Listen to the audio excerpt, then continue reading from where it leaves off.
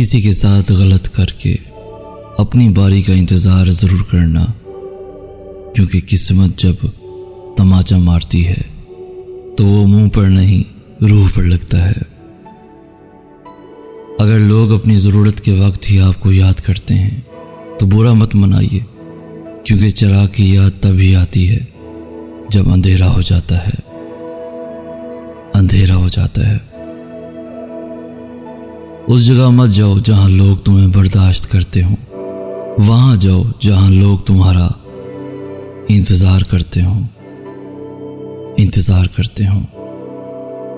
اگر لوگ آپ کو قبول نہیں کرتے تو کبھی مایوس مت ہونا، کیونکہ لوگ اکثر وہ چیزیں چھوڑ دیتے ہیں جن کی قیمت وہ دے نہیں سکتے، جن کی قیمت وہ کبھی نہیں دے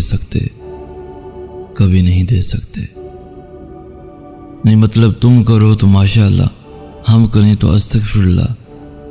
جب کوئی بھی نہ سمجھ رہا ہو تب خاموش ہو جانا بہتر ہے۔ بحث باتوں کو بگاڑ دیتی ہے۔ اپنے نصیب کو برا مت کہو، کیونکہ نصیب کی وجہ سے ہی ہم نبی کریم صلی اللہ علیہ وآلہ وسلم کی امت ہیں۔ اگر آپ کے ساتھ ناانصافی اور زیادتی کی حد ہو جائے تو صرف اتنا سوچ کر خاموش ہو جانا کہ جو ذات اوپر بیٹھی ہے وہ بہت بے نیاز ہے۔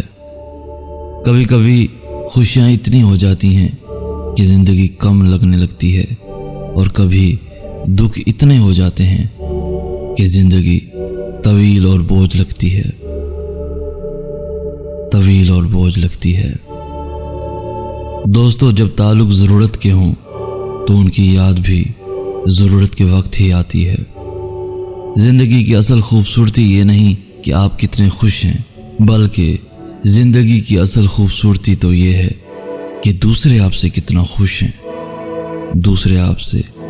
خوش ہیں۔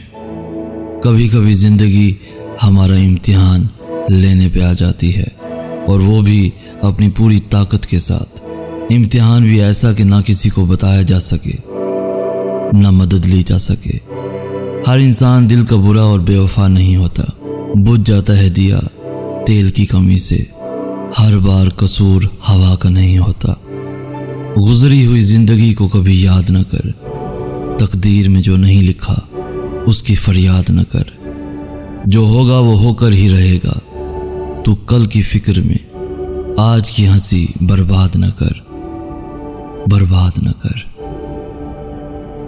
جسم گندا ہو تو لوگ دور ہو جاتے ہیں، دل گندا ہو تو اللہ دور ہو جاتا ہے، اور جب دونوں گندے ہوں تو شیطان قریب ہو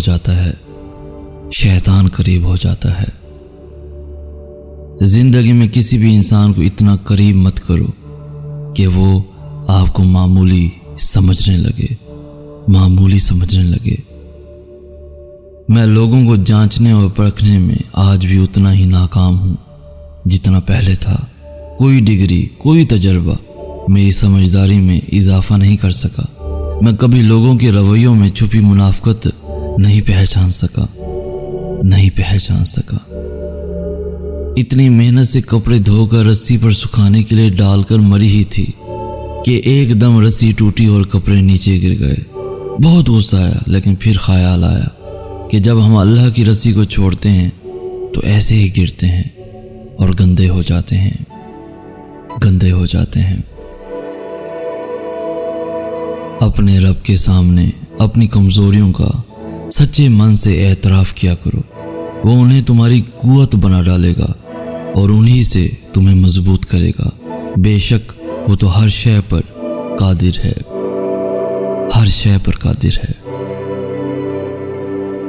میرے تمام سننے والے پیارے دوستو، اپنے خیالوں کی حفاظت کرو، کیونکہ یہ تمہارے الفاظ بن جاتے ہیں۔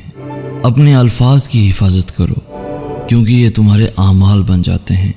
اپنے اعمال کی بھی حفاظت کرو، کیونکہ یہ تمہارے کردار بن جاتے ہیں۔ اور اپنے کردار کی حفاظت بھی کرو، کیونکہ یہ تمہاری پہچان بن جاتے ہیں۔ دو چیزیں اخلاق کی وضاحت کرتی ہیں۔ آپ کا ظرف جب آپ کے پاس کچھ بھی نہ ہو اور آپ کا رویہ جب آپ کے پاس سب کچھ ہو۔ انسان جس کو مشکل سمجھ رہا ہوتا ہے، اللہ کی نگاہ میں وہ آسانی ہوتی ہے۔ انسان جس کو سزا سمجھتا ہے وہ عطا ہوتی ہے۔ بس وقت کو کچھ وقت دینا ہوتا ہے، پھر پتہ چلتا ہے کوئی دیر تھی ہی نہیں، جو دیر تھی وہ تو سراسر خیر تھی۔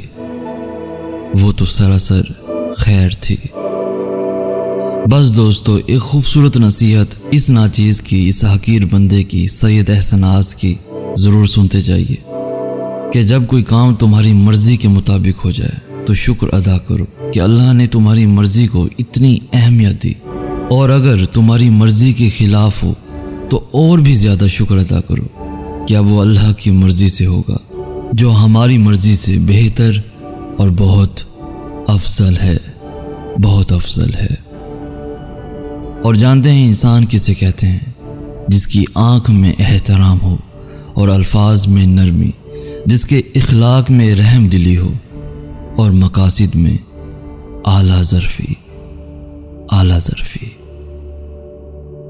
پیارے دوستو، آج کی اس ویڈیو سے آپ نے کیا سیکھا؟ آپ کو آج کیا سیکھنے کو ملا؟ کون سی ایسی بات ہے جو آپ دوسروں تک پہنچانا چاہتے ہیں؟ کون سی ایسی بات ہے جو آپ دوسروں کو بھی سکھانا چاہتے ہیں؟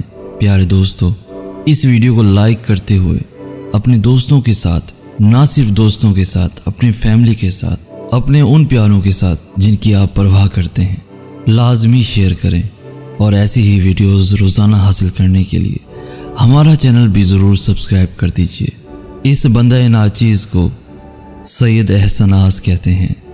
اپنی دعاؤں میں یاد رکھیے گا۔ اللہ حافظ۔